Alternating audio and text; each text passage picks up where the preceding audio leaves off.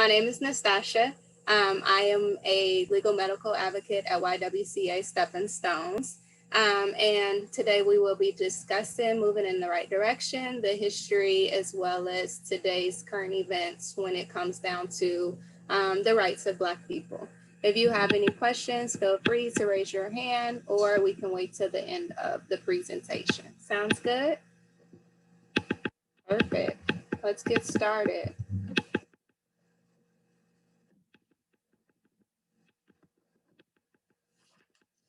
So just a little housekeeping.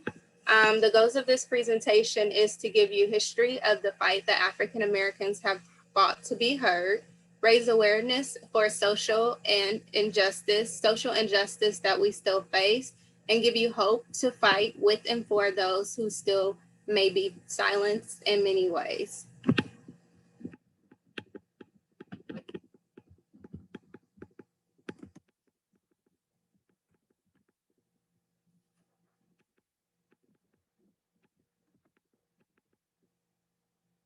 So before we go into this presentation, I do want to put in a disclaimer. Some of the information that we will discuss can and will may be triggering. So if at any time you need to take a break, we would definitely recommend you step away from your devices and take a break. Self-care is most important. And then once you come back, you can come back and be with us. If you need to disconnect because it may be too triggering, please feel free to do so. All right, so we're going to discuss the birth of a nation. What did it cost? In the state of Virginia, as well as other states, in order for this nation, there were laws that were created and there were different things that were done in order for this nation, honestly, to be born. And because of that, in order for this nation to be born, many had to die physically and emotionally. In 1619, Virginia recruited what they would call indentured servants. So they encouraged colonists to port from different areas into America in order to basically just have a new start. And in order to do this, they made an agreement that they would be servants to pay off the cost of transportation. They were able to work for a certain term, and then based on their work, they could possibly become free as well as have land. There were many that were sometimes sentenced to serve a lifetime of servitude. In 1641, which was about 20 years later after the beginning of the servitude, the leaders of Virginia began to view Africans as enslavable. They were sometimes questioned the servitude status of slavery and what its true definition of slavery would be. Even though they didn't have a full definition of what it would be, they continued to go down this path. Please excuse my pausing. I'm admitting people while doing the presentation. However, in 1657, there would be statutes that regulated runaways. This would be one of the causes that would force servants to be sentenced to a lifetime of servitude, as well as it by any means necessary keep them from running, which could mean up to death. This would be what we would call today chattel slavery.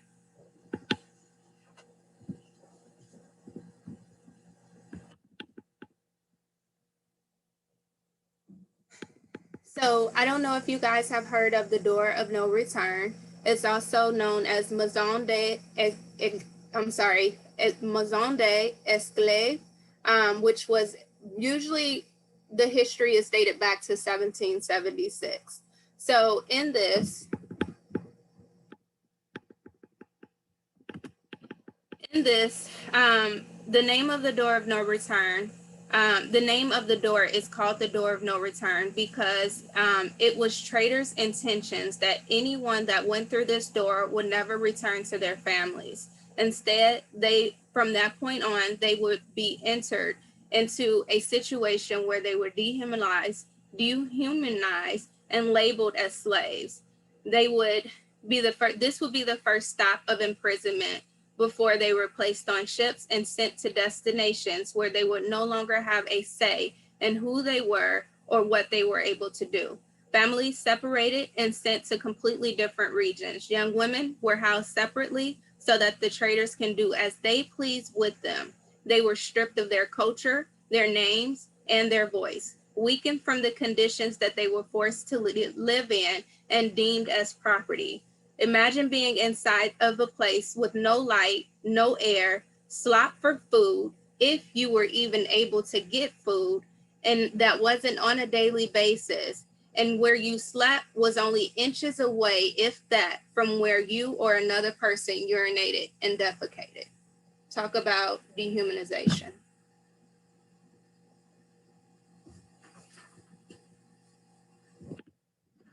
So this was the first step for chattel slavery. This is what they did to get some form of obedience to the slaves that they were transporting from the different areas to America.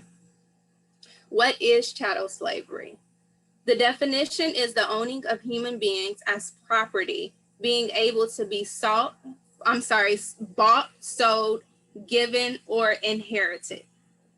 This was also known as de facto slavery. They were legally rendered slaves, and this continued through the 1800s. They were forced to work and not compensated for the blood, sweat, and tears that were poured into each task that was given to them. Now, we can say, how is this justifiable? To this day, there is no justification, but what we will discuss is their reasoning behind it. At first, many would try to justify this through the means that Africans were not Christians, and this was their way of bringing Christianity to them. However, through history, we're taught that many slaves leaned on their foundation to keep them strong while undergoing these inhumane circumstances. Regardless of what they went through, they had no personal freedom or the right to have a say-so in their own lives. Let me take a breath. Owners also reason generational inheritance, meaning that if you were a descendant of a slave and they were giving their inheritance to their younger descendants, you were now their property. So it was continuous slavery, and it was still considered to be legalized.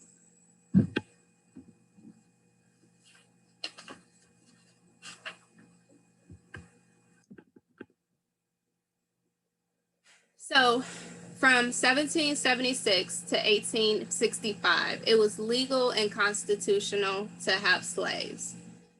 A lot of times you'll see that when it comes down to the 4th of July, a lot of people don't really celebrate it when you have a person of color. For the most part, what we consider to be freedom is 1865, June 19th, 1865, because that was the day that we would be considered free-ish.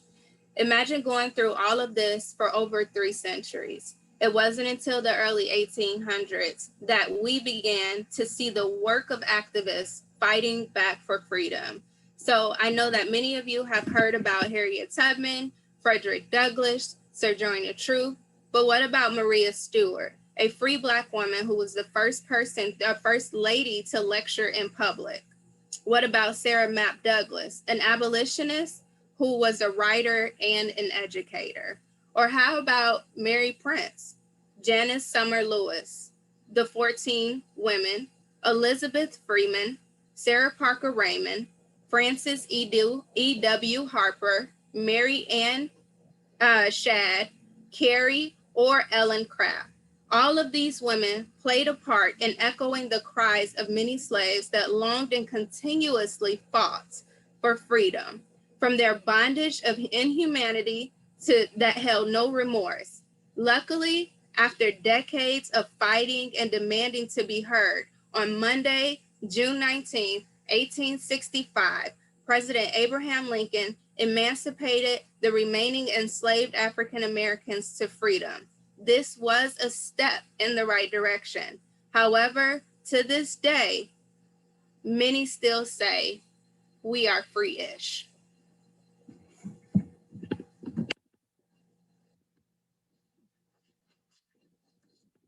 So what happened after 1865? Did everything just fall into place? Did everything go to what we would consider to be normal? Absolutely not. Although many of these slaves had chosen to leave their master's land, many of them stayed. They were given the choice to stay and be paid for their work, which, to be honest, it wasn't much. But because they were told if and when they chose to leave, they would not be able to return, they stayed. This was also an opportunity of them to be protected from the hostility of whites who had the mentality that the color of your skin determined that you were property instead of human, just like they were. But others chose to face it and fight for the complete freedom that was long overdue. For a moment, in certain areas, there was no segregation, and many, just for a moment, many of them were even had the opportunity to vote. As you can imagine, those with the slave owner mentalities were not happy and decided to fight back. This would be the creation of the Jim Crow laws.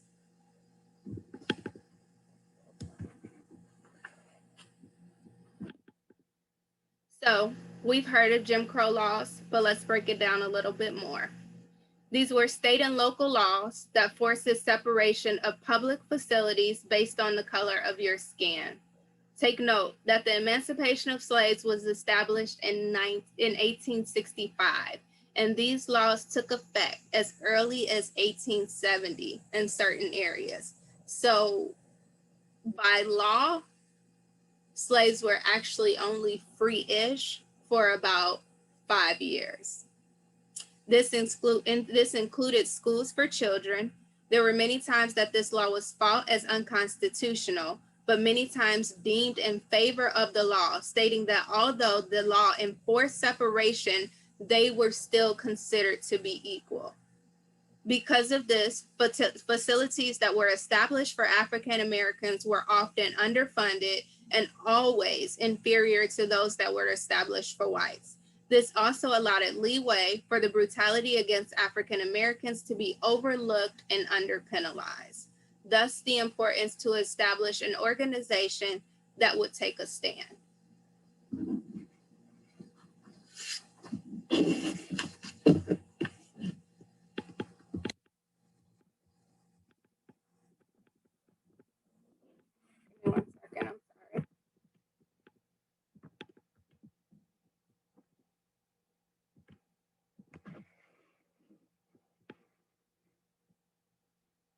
So, the National Association for Advancement of Colored People was an activist response for ongoing violence against African Americans. The birthing of this was due to the trauma that happened in Springfield in 1908, and thus NAACP was created.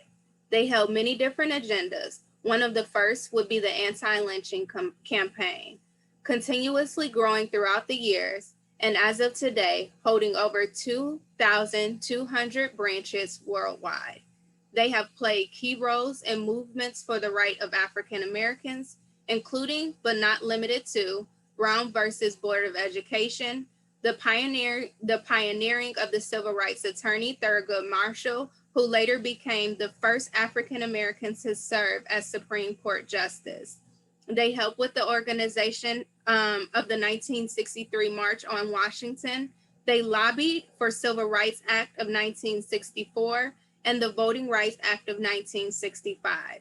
To this day, they are continuing to fight the good fight towards inequality in jobs, education, healthcare, and criminal justice.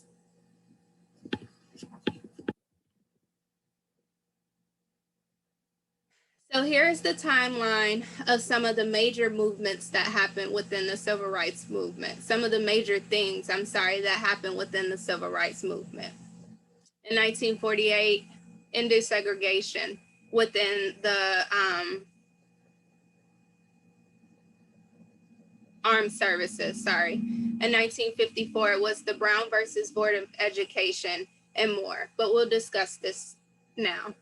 We can be proud to say that during the civil rights movement, a lot was accomplished. During the continuous battle of the Jim Crow laws, July 26, 1948, President Harry Truman issues an executive order to end segregation in armed services, one step in the right direction. In the case of Brown versus Board of Education, there was a consolidation of 5 cases into one. These cases went to the Supreme Court and they ruled in favor to end racial segregation in public schools. In 1957, 9 Black students who were to attend Central High School in Little Rock, Arkansas, were blocked from doing so. This caused President Eisenhower to send federal troops to escort the students to and from school. The Greensboro sit-in that sparked sit-ins and sit-ins through our nation for equal treatment in all facilities. Then we have Ruby Bridges in New Orleans being escorted by federal marshals to be the first Black student at William Frantz Elementary School. The more movements that were happening, the more people wanted to get involved. In 1961, Freedom Riders took trips from all around the nation to protest whites-only restrooms and lunch counters. All of this led up to the March on Washington in 1963, where 250,000 gathered to state that all men are created equal and should be entitled to jobs and freedom. The voices of many people were no longer falling on deaf ears. In 1964, President Johnson passed the Civil Rights Act preventing unemployment discrimination of race, color, sex, religion, or national origin. 1 year later, he signed the Voting Rights Act to prevent the literacy test as a voting requirement, as well as have federal observers monitor polling places to make sure that no one was being deterred from voting. President Johnson would later pass the Fair Housing Act of 1968, which provided equal opportunities regardless of race, religion, or national origin. Now, all of this good stuff was happening within the civil rights movement, but we also know that there were some bad things that happened as well. There were a lot of great leaders who lost their lives because of it, as well as activists who lost their lives. Again, I say we're moving in the right direction, but we're not there yet.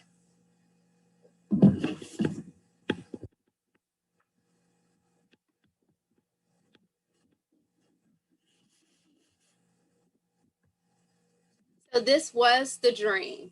This is the dream that Dr. Martin Luther King was robbed of seeing. This is a dream that the ancestors of the people of color bled for. This is the dream that we're still striving to reach. The truth about this dream is that we have to wake up. We have to face the fact that we are of what we are living in today. We have to face reality.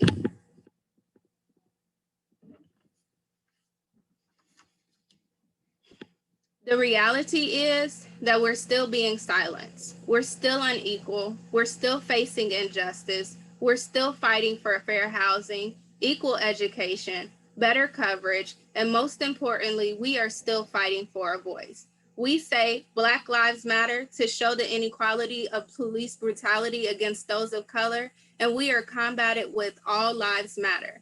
We speak of how many people of color are still underprivileged, and we are combated with we don't work hard enough. People of color with college education still are twice as likely to be unemployed. The rates of unemployment, the rates of medical coverage, the rates of education compared to those of color and those who are white are definitely not equal. Slowly, we are moving in the right direction, but at the same time, we are still facing injustice. Because of our ancestors, we find that our voices are continuously smothered to post-traumatic slave syndrome. We don't think it's real, but at the same time, we realize that it's something that's not clicking. It's something that's not adding up. It's important to know that we can embrace our culture and our history because it is who we are, while also knowing we have to embrace our ancestors and their trauma and learn how to heal from it so that we can indeed face reality and find a way to move forward and fight the good fight. This goes for every nationality. We have to validate the pain. We have to validate the trauma. We have to validate the mistakes. We have to validate what has happened in the past and strive to create a better future. It is true that we have endured many battles, some of which we have lost, but it's important to know that we stay in the race and continue to fight the fight until we win the war.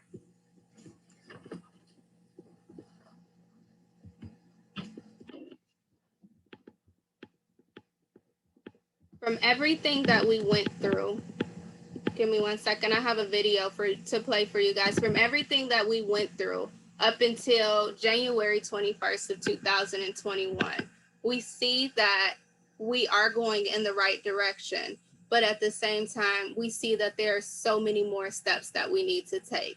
If we go back just weeks before January 21st, 2021, we'll see that we still have many people who are dealing with that slave owner mentality. They still feel like they are superior to those that are of color. They feel like we owe them everything and nothing is owed to us. They feel that everything is equal when in actuality, the equality doesn't even measure up.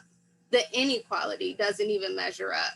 So I just wanted to take a brief second and just go over the poem to find hope in the midst of it all.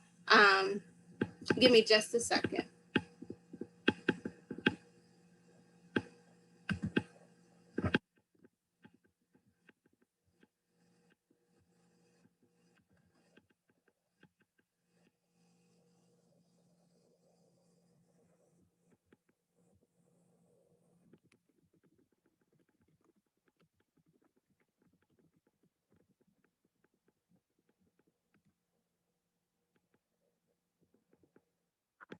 President. And I know that you guys may have seen this many times, but just another reminder.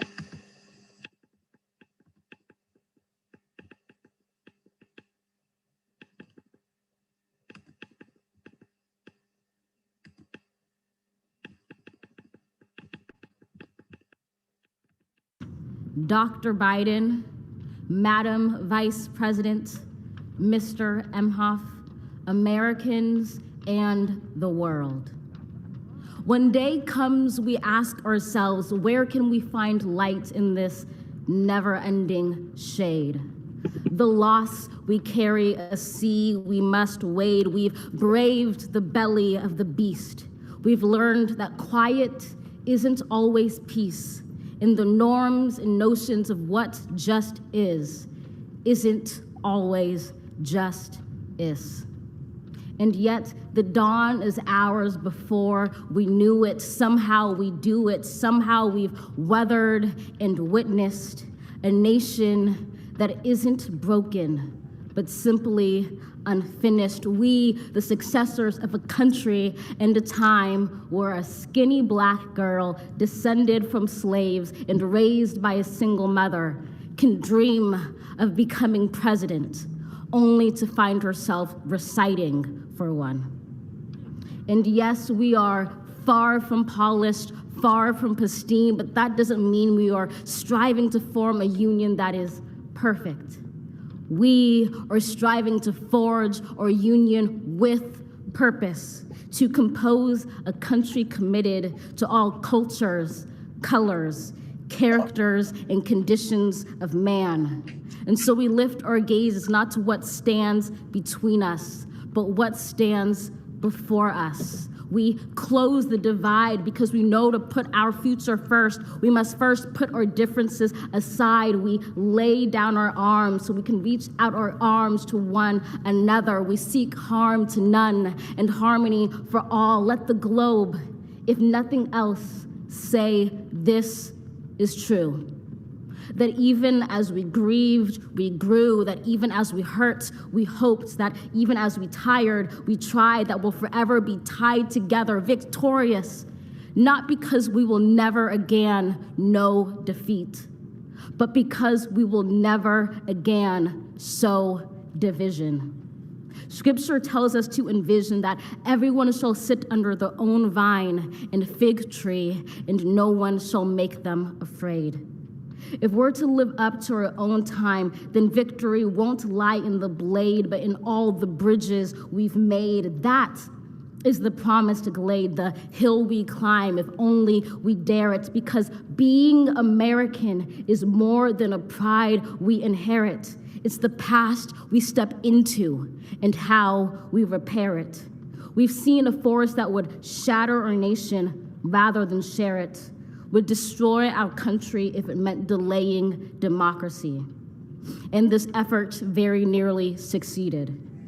But while democracy can be periodically delayed, it can never be permanently defeated. In this truth, in this faith we trust, for while we have our eyes on the future, history has its eyes on us. This is the era of just redemption. We feared it at its inception. We did not feel prepared to be the heirs of such a terrifying hour, but within it we found the power to author a new chapter, to offer hope and laughter to ourselves. So, while once we asked, how could we possibly prevail over catastrophe? Now we assert, how could catastrophe possibly prevail over us? We will not march back to what was, but move to what shall be, a country that is bruised but whole, benevolent but bold, fierce and free. We will not be turned around or interrupted by intimidation, because we know our inaction and inertia will be the inheritance of the next generation. Our blunders become their burdens. But one thing is certain: if we merge mercy with might and might with right, then love becomes our legacy and change our children's birthright. So let us leave behind a country better than the one we were left. With every breath from my bronze-pounded chest, we will raise this wounded world into a wondrous one. We will rise from the gold-limbed hills of the West. We will rise from the wind-swept Northeast, where our forefathers first realized revolution. We will rise from the lake-rimmed cities of the Midwestern states. We will rise from the sun-baked South. We will rebuild, reconcile, and recover in every known nook of our nation, in every corner called our country. Our people, diverse and beautiful, will emerge battered and beautiful. When day comes, we step out of the shade, aflame and unafraid. The new dawn blooms as we free it.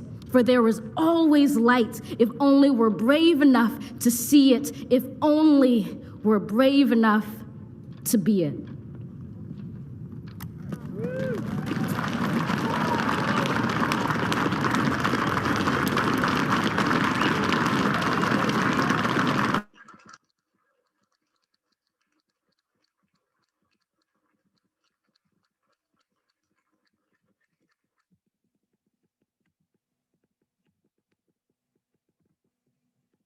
I don't know about you guys, but I feel like every single time I see this, it is definitely empowering to me to know that we can come so far, and we still have hope. We still have a way to go, but we still have hope.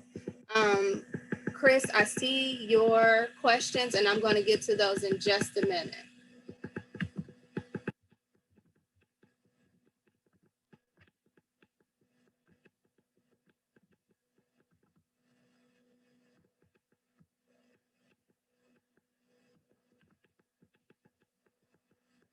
So I do have a little time. I will have a little time for question, and I just want to finish this up. These are some of the resources that are available in the community to assist with racial equality. Of course, we have YWCA, McLean County. We have Black Lives Matter, the chapter in Bloomington Normal, Illinois Wesleyan, as well as Project Oz. And then we have the NAACP, which is the Bloomington Normal chapter as well. And then just a few things, because I love reading and I love being informed. I love knowledge. I love growing. And so just some of the favorite things that stick out to me when it comes down to getting information and knowing. One of the ones that you will hear about, post-traumatic slave syndrome, he talks about it, is My Grandmother's Hands, stamped from the beginning, talks about racial inequality, post-traumatic slave syndrome, of course, and then how to fight racism.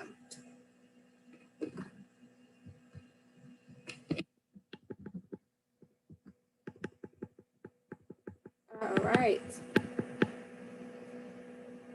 So, Chris, as far as the original indentured servants, they actually came colonies from Britain. They were coming from everywhere. And then you also had some that came from, it was just basically from everywhere, wherever they can recruit. And then as far as the Jim Crow laws, they were both in the North and the South. It was, of course, more so in the South. And a lot of times in the North, you saw things progressing a lot faster than they did in the South.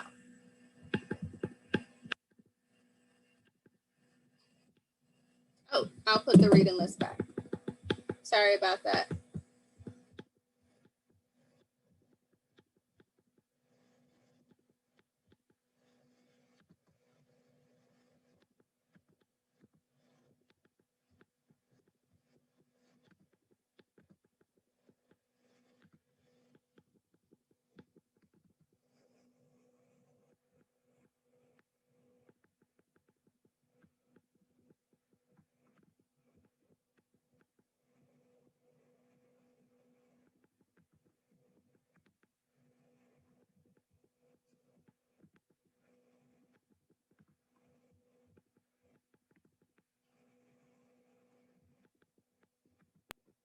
There you go.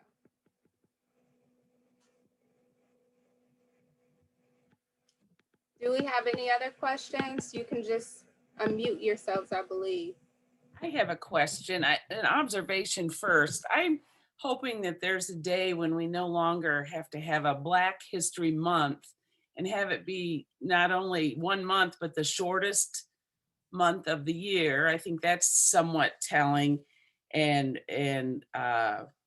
for one thing, that if there is there any movement, I know when I grew up, I only learned white man history in our history classes. And is there any movement at all in the history curriculums to have history that encompasses many more perspectives? It comes to mind, I know when my girls were small, we got into the American Girl dolls, and I really enjoyed those because each of those books was a history of that character, and and her, it was always her, but her perspective through history. And I didn't know if you knew of any movements about getting all people's history. I mean, we lack women history in K through 12 education too, from what I can tell, let alone, any kind of other than white race history. Do you know anything about that, Natasha?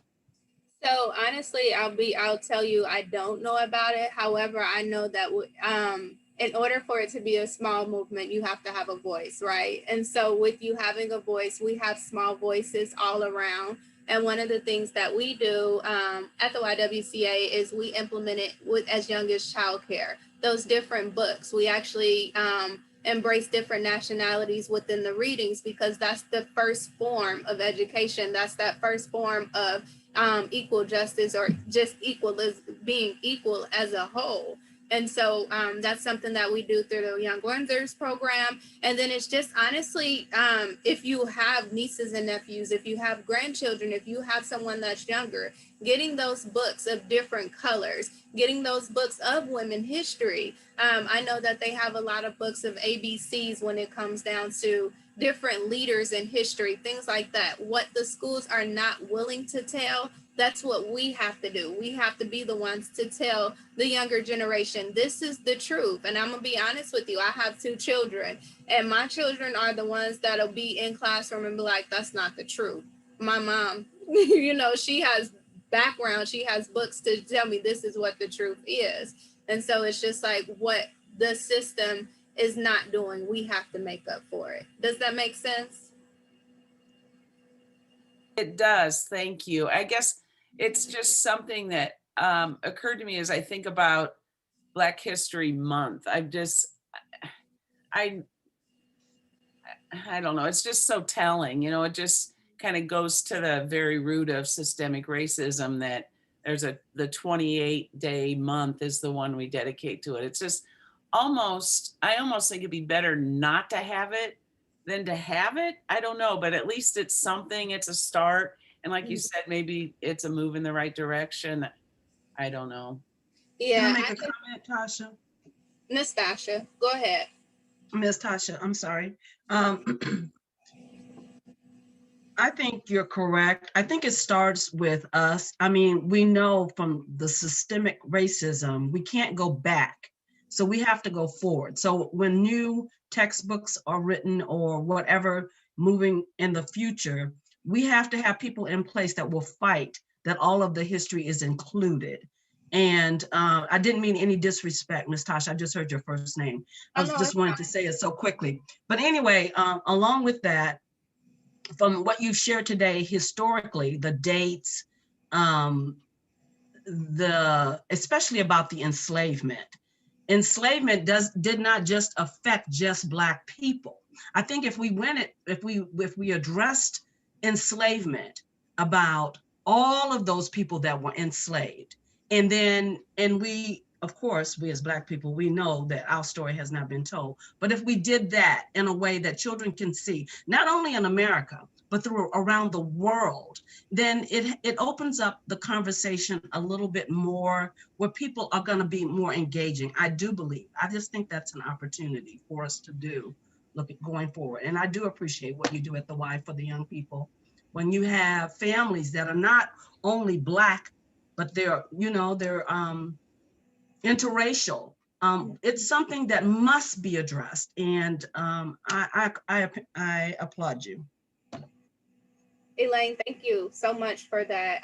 And I definitely agree with you when it comes down to the slavery and things like that. I don't think a lot of people actually know. I know that we're focusing, or the focus was to be on Black history for this presentation, but I don't think a lot of people know that you had indigenous people that were slaves, and then you also had Mexicans who were slaves, or Latino people who were slaves, Hispanics. I'm sorry, I'm not sure of the proper term, so please forgive me, not trying to be offensive at all. But it was a little area close to Mexico that was still a part of Mexico that was taken over, and they were forced into enslavement as well. A lot of times when we look at the history of in the schools, the history stories in the schools, we only hear about African Americans. We don't hear about the indigenous people's land being stolen and then them taken into slavery. We just hear about Columbus and how they had a Thanksgiving feast. We don't hear about all of that stuff. And so going into Chris's question, what can white people do to help?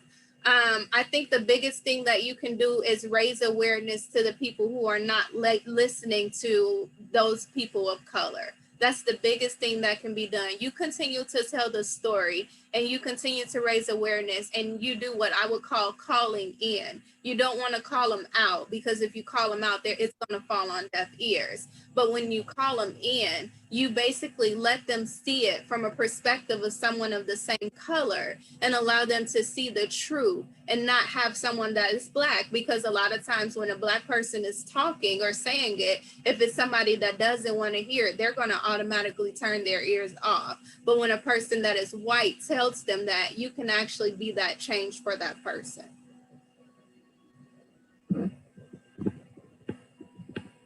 I also wonder if international history would be helpful, because the Black history in the United States is much different than Black history in some other countries. I just saw a Beatles documentary, and the Beatles were asked to play at a venue that wouldn't allow Black people there. And they said, absolutely not.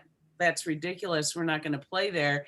And that perspective alone, a lot of people admired the Beatles, and for them to stand up, but that wasn't really brought forward at that time. I never realized that they took a stand at that time. So I'm wondering if even studying some of the other Black history in other countries would be helpful, kind of round it out, give some different perspectives that, you know, perhaps the way it's viewed here isn't the only way.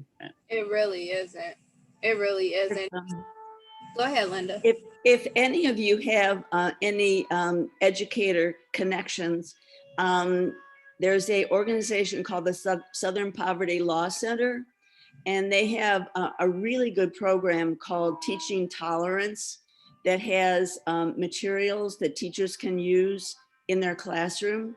I think a lot of times teachers don't know sort of what materials to use, so it's difficult for them to integrate their teaching in their classroom. But they've got, you know, videos and suggestions for books and materials.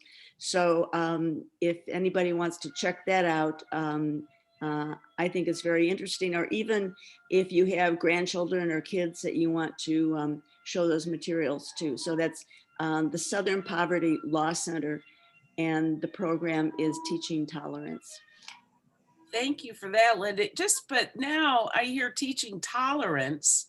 That's a very negative connotation. I don't like that. I mean, to learn how to tolerate people of different races, I don't know. There's so much ingrained in, so much I notice now with everything that's churning and going on. So and not to criticize them, I'm sure it's great, but there's so many things like that in our culture that it just kind of brings the hair up on the back of my neck, I guess. Yeah. Elaine, I'm gonna let you go, but with that, Sally, one of the things that I think about is a lot of times you have to choose your battles, right? And then that's a whole nother thing with calling in, because just think about even with the movement to get anything that was Indigenous related that was very, very discriminatory to them, they had to raise their voice. And it wasn't just their voices that were raised, but it was other voices that was raised. And that's when they started to remove the very discriminatory figures out of the system. And so if they don't know that it sounds offensive, they continue to go in that path. But when someone calls them in and say, hey, no, that's not it, then there can be a change. I'm sorry, go ahead, Elaine. Just very quickly, I totally agree. And I'm wondering, at the time that I hope I said correctly, Linda, Miss Linda, it's Southern Poverty Law Center. I don't know when they started, but you know, we have to also remember when things started back in the day or whenever it was, the mindset to it be inclusive was not there. So we don't want to get hung up on names. We want to get to the point where we just want to open it up and just start having these really, what some people say are hard conversations, but they're the conversations that's going to help us to grow and love each other, you know, past our past and to a more positive and more inclusive future. The Southern Poverty Law Center is an organization that keeps track of hate groups all across the country. And they've done that for, I don't know when they started, but a really long time ago. I used to be on the school board in Pontiac when we lived there for 2 terms. And when I was sort of fighting some issues at the school board, it was helpful for me to be able to reach out to them and get some material. So, and this Teaching Tolerance goes back that far. So I think the name has just been used since 30 years ago. Mm-hmm. Nikita, I see you have your hand up. Good afternoon. This program and this discussion is so vital. Oh my gosh. And it's, to be honest, it's been quite refreshing. Sometimes you go to these events and you hear the same regurgitated information. So I want to applaud the YWCA for your efforts to go deeper and for all who are in attendance, because the conversation is truly, truly engaging. I just wanted to add that, you know, Chris raised a question asking what our white allies, partners, counterparts can do to help. And I think it's important to be mindful of your own fragility. Oftentimes, you know, even when you have these close relationships with white partners, white allies, white counterparts. That sometimes, you think you know someone, and and they may make comments that are insensitive, and they may not be aware of it, right?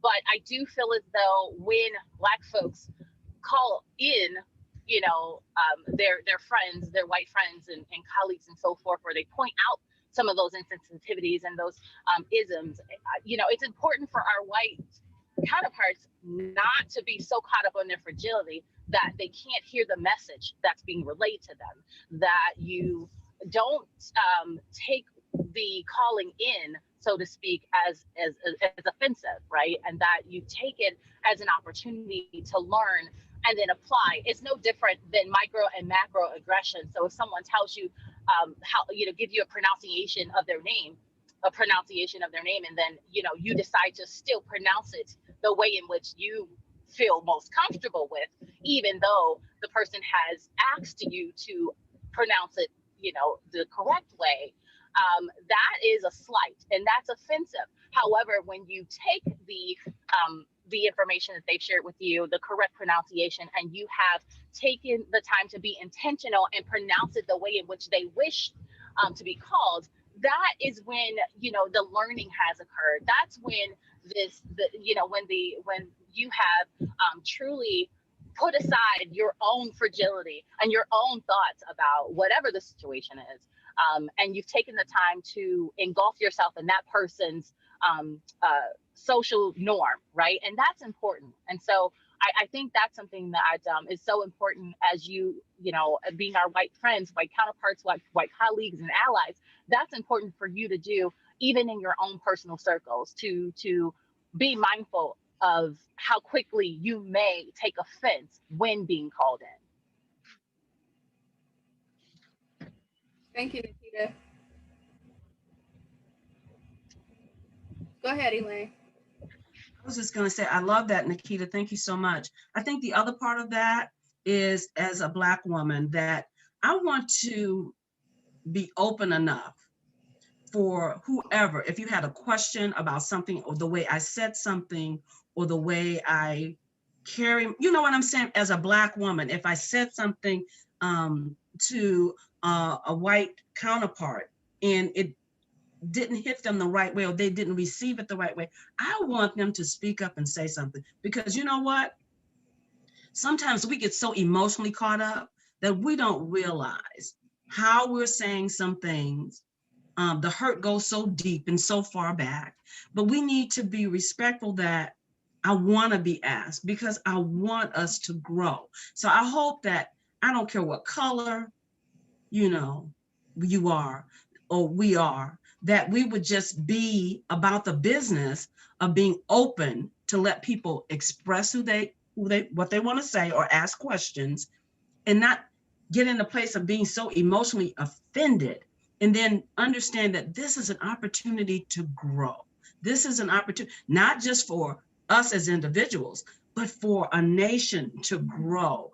And I'm just so excited about this conversation today. I'm loving all these wonderful people, and thank you so much. I'm looking forward to the next Black History presentation. I just thank you all of you, for your honesty and just doing this today. I think it's wonderful. I really, really appreciate each and every one of you guys. I appreciate the conversation. I appreciate, hopefully, the growth that we have just within this last hour. And Elaine and Nikita, everything that you said, I appreciate that too, especially being women of color. You want to be approachable. I think that is definitely something that we want to take away. We want to be approachable because with us being approachable, we can also assist those that are being allies for us as well. So I really, really appreciate each and every one of you guys. And I'm grateful for the conversation as well. Does anybody have any other questions or anything else that they want to say?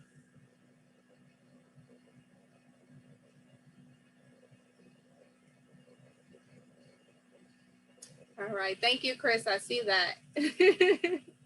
All right. Well, I definitely thank you guys for coming out. I hope that you enjoy the rest of your Wednesday. And I definitely hope that even though it is 28 days, we celebrate it and we don't just stop at February 28th. We continue to be a voice. We continue to empower each other. We continue to move forth and fight the good fight. Have a good day.